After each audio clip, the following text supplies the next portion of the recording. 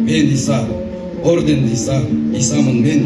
Жаңғырып даусым жетер мың сарынмен, халқымның әуездіде әрлөнімен, заманның барлығына сыйсамын мен. Мен Иса, Байзақовтың Исамын мен.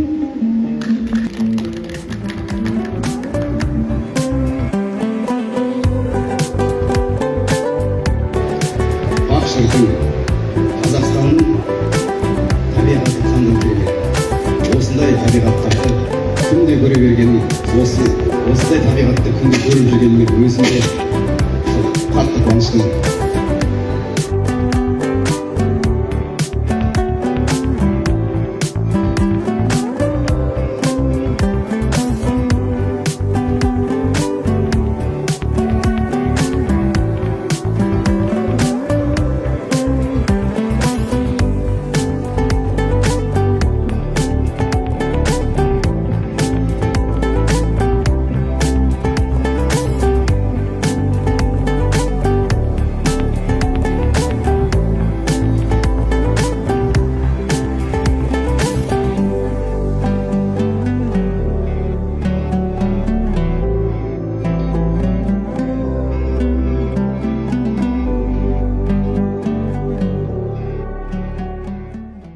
Жүлделі 3-ші орын иеленген өндіріс өрендері Болат Нұржанов атындағы Маестр станциясы.